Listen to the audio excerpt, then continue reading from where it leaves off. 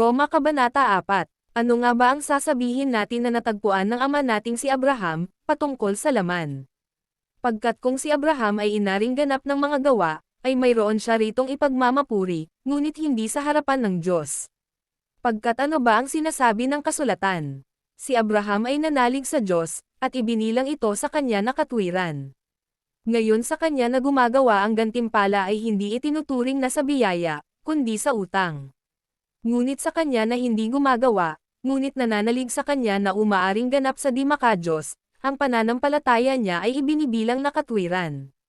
Maging gaya rin naman ni David na isinasalarawan ang pagkamapalad ng taong, sa kanya ay ibinibilang ng Diyos ang katwiran na hiwalay sa mga gawa. Na nagsasabing, mapapalad silang ang mga kawalang katarungan nila ay pinatatawad, at ang mga kasalanan nila ay tinatakpan. Mapalad ang taong hindi pagbibintangan ng Diyos ng kasalanan. Dumarating nga ba ang pagkamapalad na ito sa pagtutuli lamang, o sa di pagtutuli rin naman?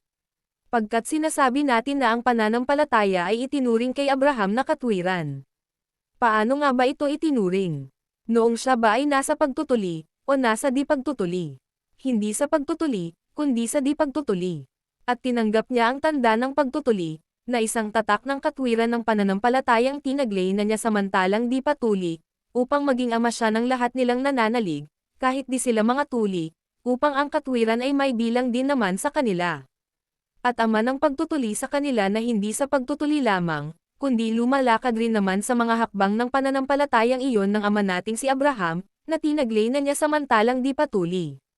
Pagkat ang pangako, na siya ay magiging tagapagmana ng sanlibutan, ay hindi kay Abraham, o sa binhi niya, sa pamamagitan ng batas, kundi sa pamamagitan ng katwiran ng pananampalataya. Pagkat kung silang nasa batas ay maging mga tagapagmana, ang pananampalataya ay pinawalang saysay, at ang pangako ay pinawalang bisa.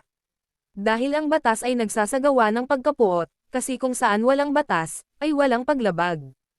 Kung gayon ito ay mula sa pananampalataya, upang ito ay maging sa pamamagitan ng biyaya, nang sa katapusan ang pangako ay maging tiyak sa buong binhi, hindi lamang doon sa mga nasa batas, kundi doon din naman sa mga nasa pananampalataya ni Abraham, na siyang ama nating lahat.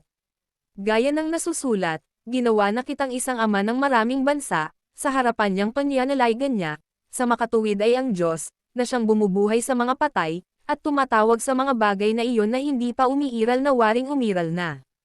Nalaban sa pag-asa ay nanalig sa pag-asa, upang siya ay maging ama ng maraming bansa, ayon doon sa sinalita, magiging gayon ang binhi mo. At sa hindi niya panghihina sa pananampalataya, ay hindi niya isinaalang-alang ang sarili niyang katawan na ngayon ay patay na, noong siya ay halos 100 taong gulang na, ni maging ang pagiging patay ng sinapupunan ni Sarah. Hindi siya nagpagiray-giray sa pangako ng Diyos sa pamamagitan ng di pananalig, kundi nagpakalakas sa pananampalataya, na nagbibigay kaluwalhatian sa Diyos. At lubos na naniniwalang, kung ano ang ipinangako niya, ay kaya rin naman niyang isagawa. At kung gayon ay ibinilang ito sa kanya na katwiran. Ngayon hindi ito isinulat alang-alang sa kanya lamang, na ibinilang ito sa kanya.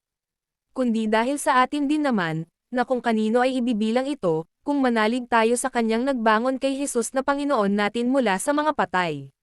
Na siyang ibinigay dahil sa mga pagsuway natin, at ibinangong muli patungkol sa ika-aaring ganap natin.